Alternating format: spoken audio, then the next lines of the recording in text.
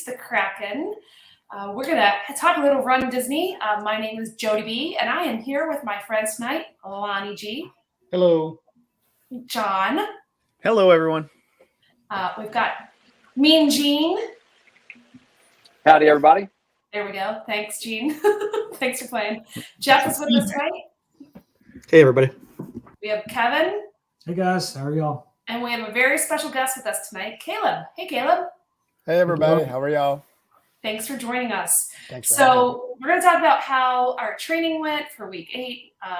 Week 9 is coming up, and then springtime surprise registration is coming up too. So let's go around the horn and talk about how your training went this week. So who wants to go first? Kevin, I can talk about mine. Oh. You tell me, Kevin, how was your week? How was your training this week? Well, the 2 training runs during the week went really well. I ran my 9-miler yesterday, and it was brutal. It was the roughest one I've had in a long time.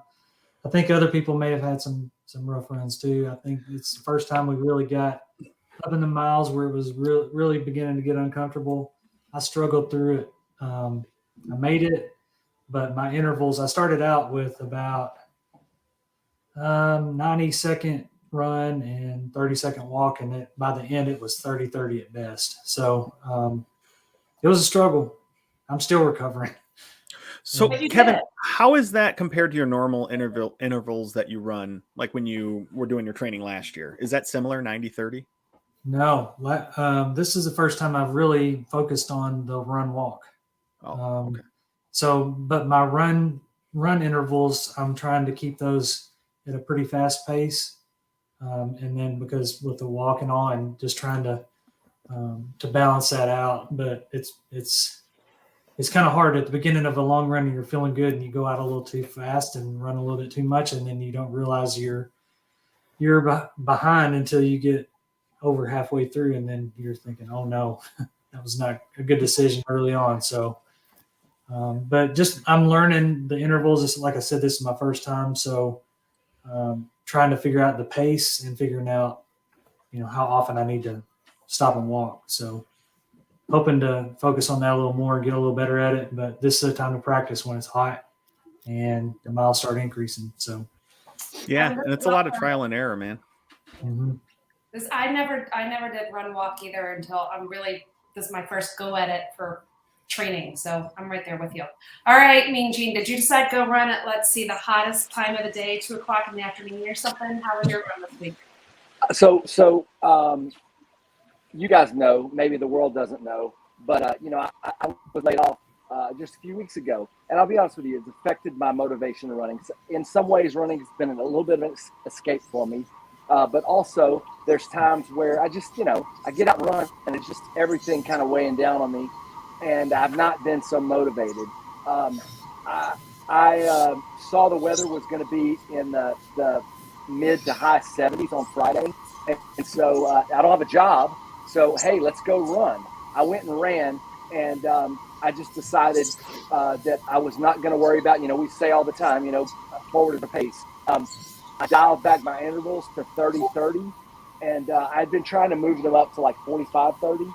And I went out and ran slow, and it was nice and it was cool. I got to my 9. I texted some of you guys and I said, is it 11 in a couple of weeks? And on our last training call last week, Joe was talking about being a couple of weeks ahead. So I went ahead and ran 11 because I felt so good. And I'm not bragging because I've felt bad. I've had some really bad runs. I've had times where to be honest with you, I've finished most of my runs walking. And that 11-mile run was one of the first runs, the longest run that I've done, obviously in a while, but one of the runs that I've been able to finish running the whole time. And so I just felt really good. The only downside is that I love my air shocks, and they quit holding the charge. And I checked on the warranty, and they're about 3 weeks out of warranty. And so not very happy about that. Don't really want to replace those right now, but I love them, so I guess I'm going to have to. But all in all, a good week for me. Gene, it's worth a try to just tell them that you're a couple of weeks after your warranty. I ran into a product like that the other day, and I was like, hey, I just missed it, and they were really good to me. So I'd try. You never know. Worst thing they can say is no, right? Hey, Yeah, that's Gene, right. And are yeah, you trying to send Lonnie a fax? that I don't know if that's me. That is you, sir. I didn't want to say anything, but I think you're a couple of strains. Something's wrong with it, dude. You don't sound the best. Mute your line for a second. See, yeah. Yeah, Nope. it's Gene. Now I can't hear him. So, anyway, That's Kevin on dial-up, man. I think that might have been Kevin actually, but Can we just sit back? my training smiling? this week. My training this week did not go quite fantastic. After the run Sunday, I felt really good. Sunday evening, after recording, I started getting a little bit of congestion and everything, and then by Monday, I was going into a full-blown sinus infection. And knowing how well that did not go for me last year and waiting too long to get to the doctor, I decided to get in right away. So I got in, got some meds, and got stuff going in my system. Didn't get my 2 regular weekday runs in, but I did walk 9 holes on the golf course 3 different days for my daughter's matches. So still got time on feet for those and out there doing it. And then today I didn't want to push and try to run. So I went out and just walked my 9 miles and tried to keep a steady pace the whole way and not really push too hard. Kept my heart rate down under 140 for most of it, but still maintained a 15-minute mile pace walking for the 9 miles. So I'll call that a win for sure today for me, and hopefully get this knocked out here in the next few days and rebound up through and back at it for the next couple long runs. So Well, that's a fast walk. I thought it was a fast walker, but that's fast. That's really fast. Yeah, you should be. definitely taking it for a win compared to how I feel. So All right, John. How was your week? It was good. I got in the 2 midweek runs and then had some cross training, did a couple of Peloton rides and some weight training and stuff. Today I had planned to go out for like 7-ish miles because I'm just training for the half. I'm not doing dopey like I think all of you guys probably are. So I was just planning on doing 7 miles today and woke up and it was thunderstorming and I didn't sleep last night because our baby has an ear infection, which, ear infections and babies don't really mix. So he was up every 2 hours like clockwork when his Tylenol ran out. But I did end up getting in about a 15-mile bike ride on the Peloton this morning, which was pretty good. I felt good about it, and I'm hoping to get my long run in now on Wednesday because that's I just schedule wise, with everything going on with my wife and with the kids and everything else. It's hoping to get it in on Wednesday during my lunch break. So we'll see how that goes. Awesome. All right, Lonnie, it's your turn. Oh, good deal. Yeah, mine went good. I did my 2 midweek runs. Did the 9 miles yesterday. Started off on doing intervals, 1 minute run, 30 seconds. So and then just next thing I knew, I started watching something on my TV. I'm lucky my treadmill has a big TV in front of it. So next thing you know, I was at 9.5 miles. So kept the same interval the whole time. Stopped and stretched out and looking forward to this recovery week. So went pretty well. Awesome. All right. I did 13 miles yesterday and I did my 2 midweek runs. And I did a Orange Theory class only on Thursday. I didn't get my Tuesday class in because Tim was out of town and I couldn't work it in with the kids' schedule. And that was a weightlifting class and I way overdid it on my legs and I felt it on Saturday. I swam a little bit on Friday. I also, John, I must be related to your son because I also had an ear infection. So swimming was probably not the best idea, but did a couple laps anyway. But my 13, I was completely inconsistent on my pacing. I don't know what was up with me. I don't know. It was goofy, but no pun intended there. But got it done. So closer and closer to my October 8th race. So getting excited for that. So go ahead. I was gonna say, Jody, what race are you doing in October? It's the Queen Bee race. It's part of the Flying Pig Marathon production, but this one's mainly focused for women. I mean, men run it, but it's kind of a women's race, and it's a really tough hilly course. It was my very first half marathon I ever did, so it just holds a special place for me, and I just love that it's a lot of women. it starts, for those of you who have done Flying Pig, so and Jeff, the course actually starts at the start of the hill. So that killer hill, that's the start. And then there's lots and lots of hills throughout. So it's actually a hillier pace or a hillier course than the actual Flying Pig. So That sounds it's a pretty miserable. tough one, but I'm excited for it. So, all right. So super excited about our guest tonight. Anybody else have anything before we bring Caleb into the room? All right. So, Caleb, thank you for joining us and quacking up with us a little bit tonight. Why don't you tell us a little bit about yourself, how you got into Run Disney, and how your training is going? Absolutely. All right. So I am 40 and a half. I'll be 40 in December. I got started, so 2010, 2011, got into sprint triathlons. I saw it on TV and I was like, that looks cool. I did one. I was like, that's terrible, but I kept doing them.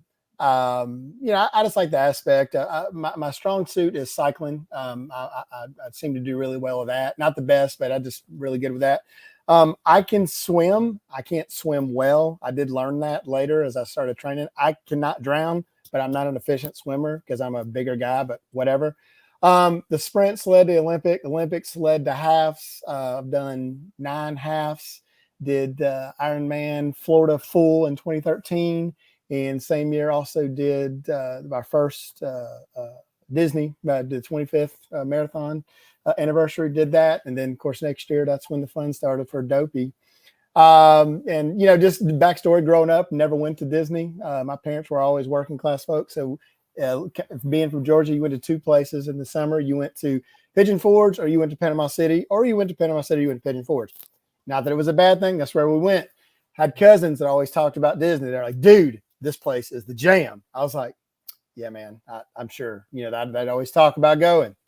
Anyways, later in life, started going. I was like, this is cool. Love it.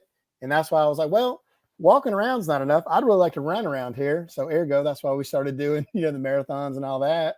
And then I remember when you used to listen to the Mickey Miles and More podcast when it was the hot thing. They started talking about Dopey, and I was like, well, that's the Ironman-ish. We're going to do that, and so there we go. So from day one, just been doing it, and Lord willing, I hope to keep doing them as long as we can. So you were Dopey perfect, right? Yes, sir.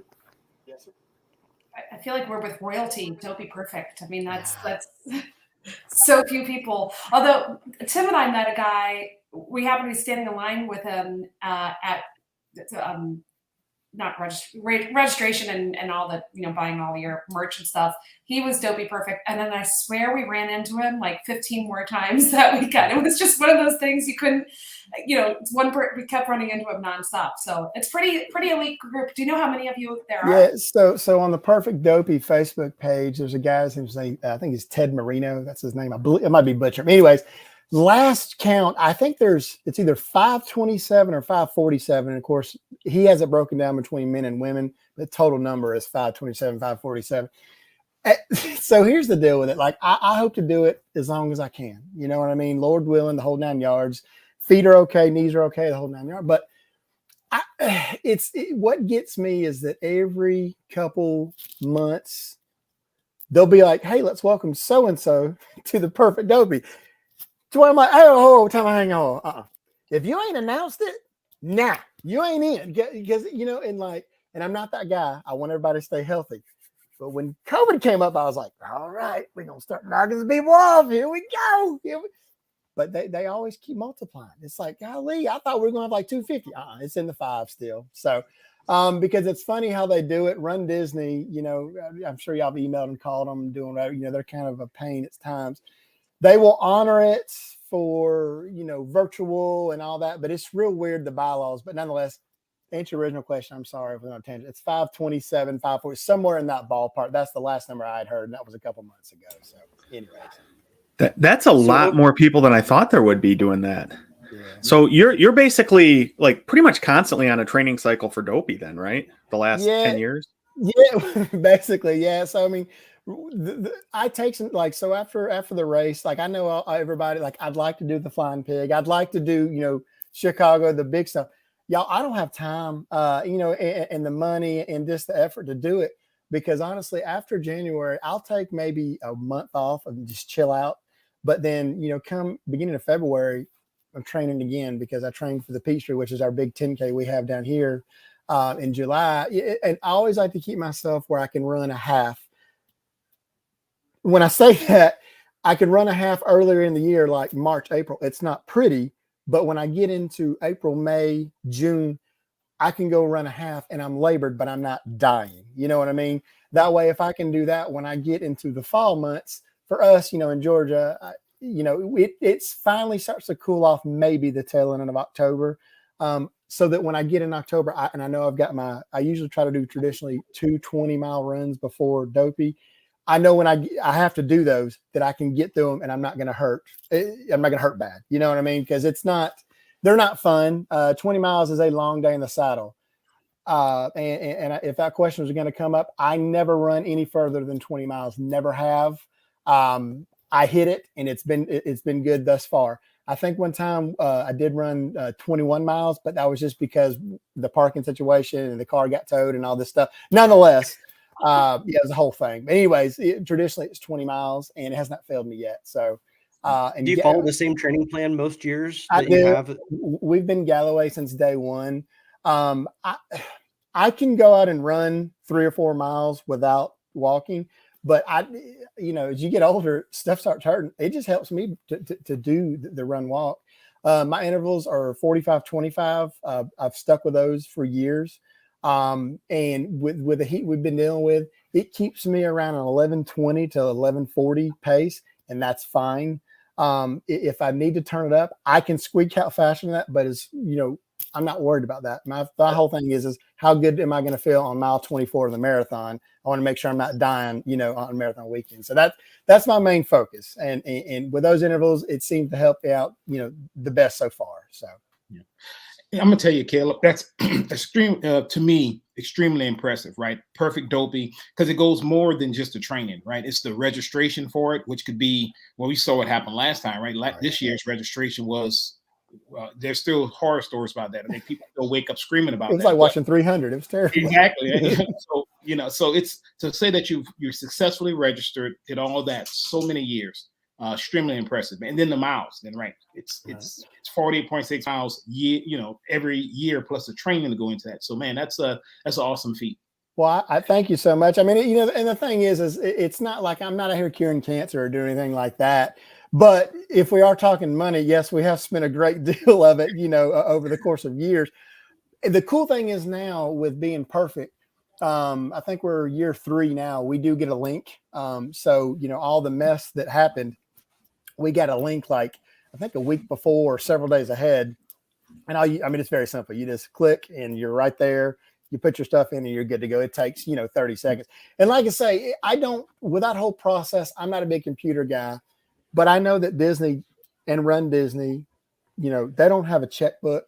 So I don't understand why with their servers or whatever they have, I don't understand why you always seem to have issues. With that, every year it's always something. People, they'll either waiting in line or hey, and the biggest thing that gets me is they let people register and then you get up to click pay and it says sold out.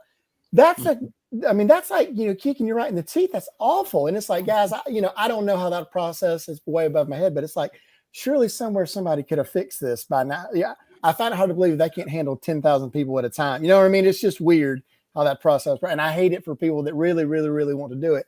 And I don't take it for granted that, okay, yeah, we get to register, no issue. Cause I know like people are legitimately upset about not being able to register, for due to no fault of their own. But yeah, anyway, so that process is easier for us. But when we first started out we were doing that. And then also that's when they had the New Balance shoes. And I think at that time, the Run Disney New Balance shoes, that process was just as hard, if not harder than registering now, because, as y'all know, when you had to do that, like the first year you could go and get the shoes, but then the years after you had to register, for a queue space. That's before we even knew what queues were. Oh, Lord have mercy. It was a whole thing. So thank goodness that the people that are new to Run Disney, y'all ain't got to worry about that drama because what a hassle that was. So, Yeah, I got two So pair that you're I never wore upstairs in my closet, just in a box, right? Yeah. The Mickey's Yeah. and then the black and white Mickey's. Which ones were they? They were the Steamboat Willies. Yep. But Steamboat those were Willie. hard to come. I got those, and I got the regular Mickey's. So yeah, that Yeah. New Balance part was really crazy. Oh yeah, yeah. You know that has nothing to do with the conversation. I'm just saying it was chaotic back then. So, Oh yeah. but So you've seen pretty much everything over the last 10 years of Dopey. I mean, you've had great weather, you've had crappy weather, you've had great runs, bad runs. I'm sure it's come along through there. What is something that you can bestow upon some of the first timers? What are some tips or tricks or advice? Because you've been through it all. I'm sure you had great training cycles. Then you had some that you probably just were shocked that you finished it. So what's some things you can kind of parse onto us? Well, the thing is, you can read the books, you can look at the internet, you can follow Galloway, you can follow Higdon, all that stuff. The problem is that when it comes to real world, real life running, when you're out on a 16, 18, 20 mile train run, like those are real miles.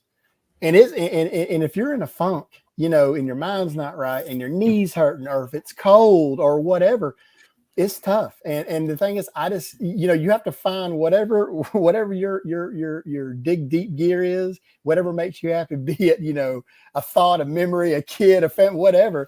You just have to hang on to that, because it's tough, because what it does is it's going to make a long run even worse. And it makes those 12 miles feels like it was 36 miles, because what will I tell you this? What helps me is keeping a positive attitude for the run, no matter what.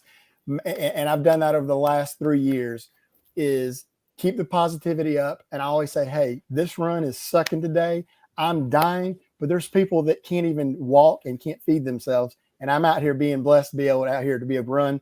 I'm not going to complain. I'm going to get out of the car, and I might complain to myself in my car in my own privacy, but I'm still blessed to be out here doing it. So it's just digging deep, but it is tough. I do think that I see a lot of new runners that get it and they really overthink it, because they're overwhelmed, because Disney runs are so big. It's not your local 5K where you've got 150 people. You're thousands upon thousands of people, and everybody's excited. And the biggest thing that I see people asking is nutrition. And honestly, I've been through the chews, I've been through the gels, I've been through the salt tablets. And at this point, I'm at the kind of thing, listen, if you want to eat you a ham sandwich halfway through the run, eat you a ham sandwich, or whatever your vice is. I'll tell you that my first Olympic triathlon, I did see a guy eat a half-size full burrito before the start of the event. Maybe don't do that. That's kind of, you might end up tossing some cookies, but nonetheless, with the nutrition, I see people really freak out about that and just get overwhelmed about running. And it's like, guys, this is not the Olympics. This, you know what I mean? Yeah. Like 99.9% of us are not doing this because we're making any money. We're doing this for fun. Just go run and have fun. And I just, every year there's people that I see that are like nervous and shaking and crying. It's like, stop, just go run this and have fun, we're blessed, I guess, when I say this about being from the South. We run in the heat all the time, so I'm used to it.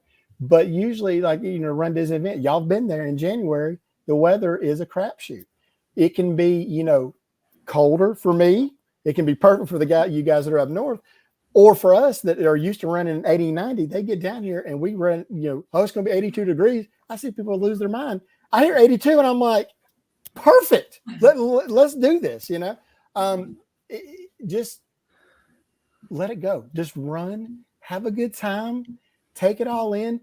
Everybody's at Disney because they like it, just go and do your run. If you don't finish, okay, you try it again next year. You know what I mean? It's just the overthinking thing is what I've seen more is more consistent than anything else with anybody that runs.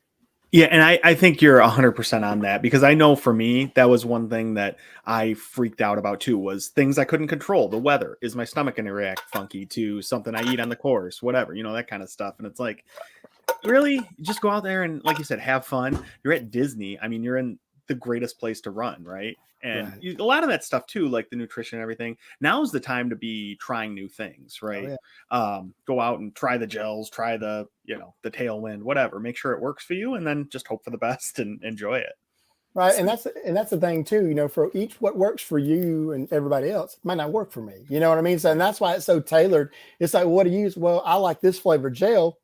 You might try to think it tastes, like acid. It might be the worst thing you've ever put in your mouth, but it's like, well, I love it, so whatever. It's just a very unique and personalized thing for each individual. So Caleb, I have two really important questions for you. So you're talking about having fun and don't take it too seriously. And so two important questions.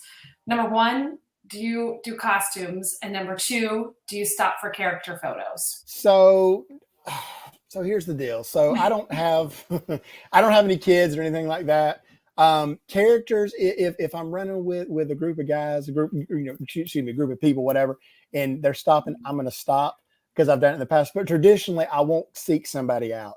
I have in years got that, ever elusive shot with Dopey after you wait, forever to get to him just because, hey, it seems right.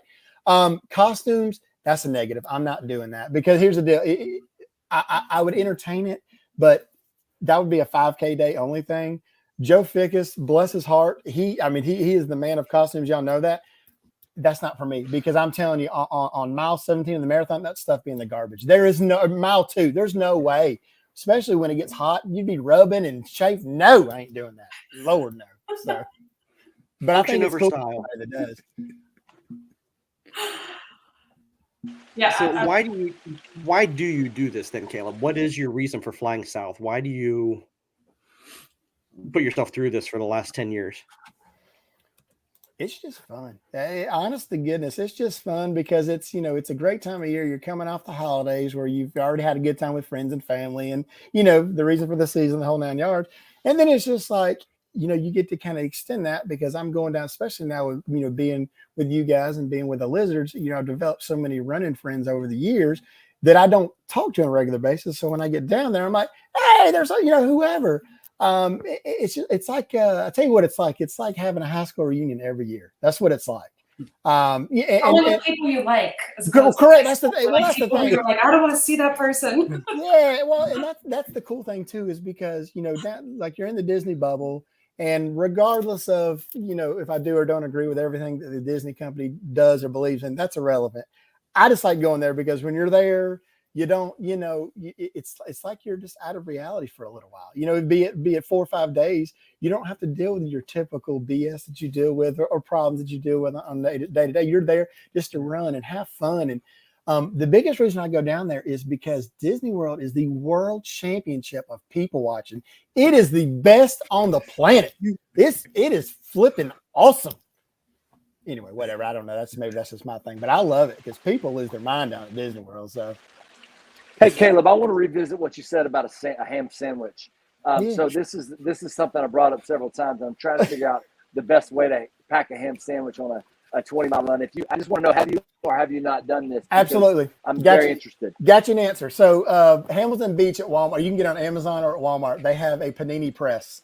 To go. It's small. It's rinky dink, but I just use white bread or whatever loaf bread and do your ham and Swiss or whatever your vice is. Put it in the panini press. You can do it the night before.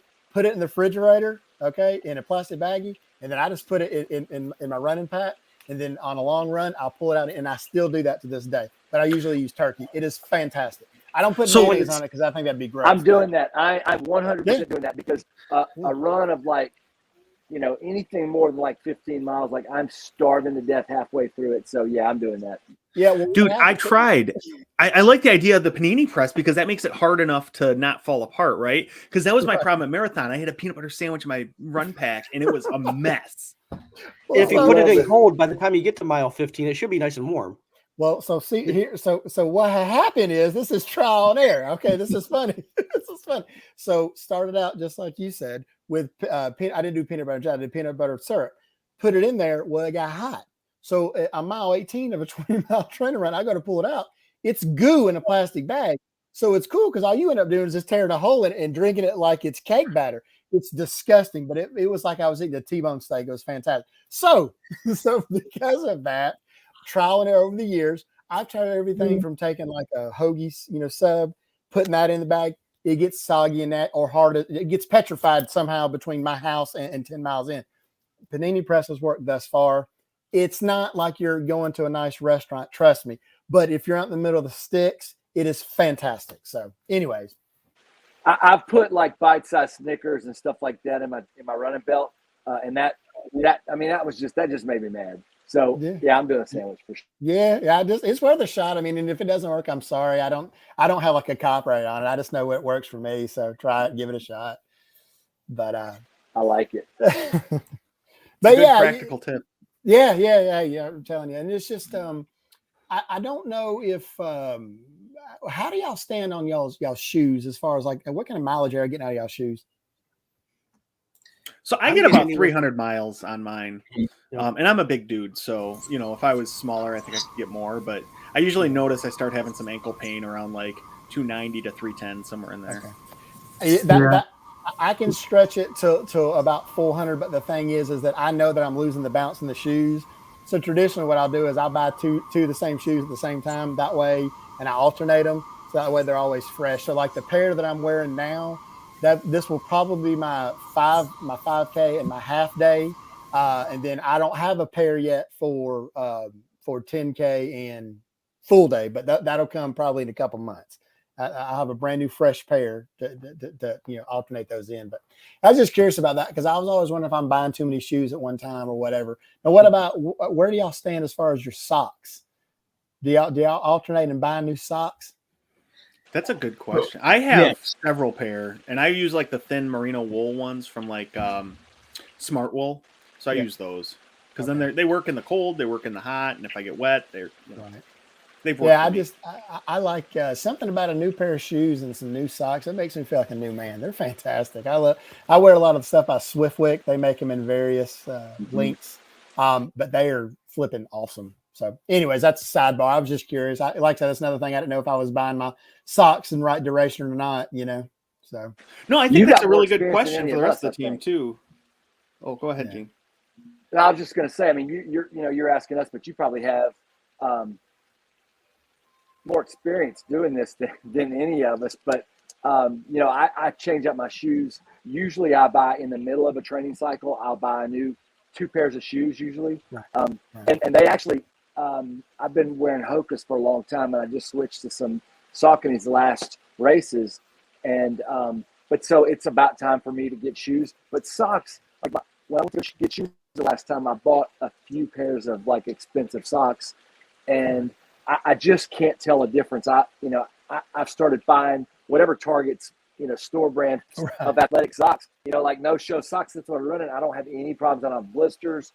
I had blisters with Hoka's at one time, and I figured out it was the shoes last year, and that's why I switched. But I'm not particular with socks. Now, Lonnie's actually an ambassador for a particular sock, and he could tell you more about those. But I'm not particular about socks. Well, yeah. So I am an ambassador. I have to say that for Pro Compression. So I got about 500 pairs of Pro Compression around here. That's all I wear. Shoes wise, I'm like Nelly. Every time I get them, I get 2 pair. And I want 2 pair. Yeah, I need 2 pair, right? So every time I like to go in to marathon. He said he's got it in his closet. He's never even worn. So I don't wear those. I do Hoka's. And so usually I like to go in with about 50 miles on each one. So like I'm still training on last year's ones because once I hit about 350 miles, I flip them out. Going with 2, it lasts a lot longer, right? So I'm going to start incorporating these 2 into my training cycle probably in the next 4 to 5 weeks. And then by the time I get to marathon weekend, I should have about 50 or 60 miles on each of them. Right. To me, that's the perfect amount of cushion and bounce for me. And I just go from there. Right. Yeah, that's awesome. That's a good plan. And I've never had to mess with any orthotics. My gait and my stride is pretty neutral. So I wear the Saucony, the ISOs. I've been running those for years, and every time a new model comes out, I buy those. There's only been one model year that sucked, and I had to switch to something else, but they got all their crap together now, so those are good. But and then I do want to say this too. One thing that's always brought up, it's not now because we're too far out, but usually right at December, people start talking about weather. This is very, very important. Y'all don't know me from Adam's house cat, but just believe me on this as far as the weather for anybody that's not done these before. I don't care what part of the country you live in. If you have cold weather gear, bring it. If you have hot weather gear, bring it. if there's something that you think you want to run in, bring it. I've been down there in years past. Now the year that it sleeted, that was before we started. However, we did start one morning before we knew the lizards and all that. We sat in brand new unused porta potties. We had to break the zip ties off it. We sat in them for about an hour and a half just to get out of the wind because it was so cold. I think when we started, it was like 37 or something, and the wind blowing, it felt like it was, in the teens. I'm from the South. I thought I was going to die. I thought I was going to lose my fingers or my feet. Yeah, I mean, it was cold. But that being said, bring everything that you got because it can be great or it can be awful. Case in point, this marathon past year, we got done. It was hot. It was bad. And even for us, I mean, because we're usually 6:15, 6:30 finishers. So we're on the tail end. I was dying. It was real bad. So bring everything that you have. Gloves, especially, and beanies, they will save your life. Like I say, everybody's up north. I don't have to tell y'all that. Y'all know that. But to all the new people that do this, bring anything. I know that space is, the airline charges and the suitcase. Fine, pay the money, bring it. It will pay dividends on race day. Yeah, that's a very, very, very good tip. I like going to the dollar store and getting those dollar gloves because then toss them, throw them, they donate them to whoever. My only other tip is to bring newspaper because if your feet get wet, you shove that newspaper right in your shoes and your shoes are perfectly dry the next morning. And if you're wearing the same running shoes, newspaper is key. So with that too, so I bring newspaper always because that's a pro tip. That's real good. However, on one of the Amazon sale deals, they had a shoe dryer that was some off brand. It was like $15 or $18. I bought it. It's small. You can put 2 shoes in 45 minutes. Your shoes are bone dry. It travels with me every year now. I've had it for 3 years. It's fantastic. So yeah, doesn't take up a whole lot of space at all. So well, thanks. Going into training, right? We talked about the mileage. Next week is going to be a really nice week, at least for me, I think. Joe, do you want to cover what our mileage is for this week? Sure. So for those doing marathon, if you guys have 30-minute runs on your, you guys do Tuesday, Thursday, right? And then I think everybody else for Dopey, we're at 45 minutes. And then it's a nice weekend this weekend. We're down to 3 miles. So it's one of those, Galloway likes to bring us up and then bring it back down, and then bring it up and then bring it back down. So it's a bring down weekend, which is kind of nice. I know that my husband and I have to volunteer to work the cross country. The cross country parents have to volunteer to work the football game concessions, and I made sure we signed up for a night where the next day was a short mile commitment because I'm like, we're not standing on our feet serving hot dogs and chips for 4.5 hours and then running 15 the next day. So it's a nice short weekend this weekend. So best of luck to everybody. And I also wanted to remind everyone, Tuesday is Springtime Surprise registration. I don't know if anybody's going out to try to register for that, but you can go back to some of our our Disney with the Ducks episodes. Episode 9, which was released on April 12th, we give you some Run Disney registration ramp ups. So we're going to give you some tips there on how to perhaps navigate the Run Disney Chaos registration. So that is coming up. Now, anybody in this group going for Springtime Surprise? Yeah, I volunteered as tribute for that. All right. Bonnie's going to take one for the team. Caleb, are you running Springtime Surprise? Dopey takes enough of my money. That's all I can give to them. I'm good. I understand. Yeah, just shy of $700. I'm good for Disney. We're all right. So yeah. Well, awesome. Well, we appreciate you coming down, Caleb, and talking with us for tonight and bringing your wisdom of everything for the Dopey Challenge being perfect for the 10 years. And if anybody needs to get a hold of Caleb or they have questions, you can find him in the Disney with the Ducks group. He's usually lurking around there. So you can always just make a post there, reach out. I'm sure he'd be more than willing to answer some questions, or if you're into lizards. But for the rest of the guys and the gang tonight and the ones who's not on here, we appreciate it. Good luck with all your training. And remember, forward is a pace, everybody. Thanks, guys. Have a good evening. See y'all later. Good night, everybody. Thanks, everybody. Bye.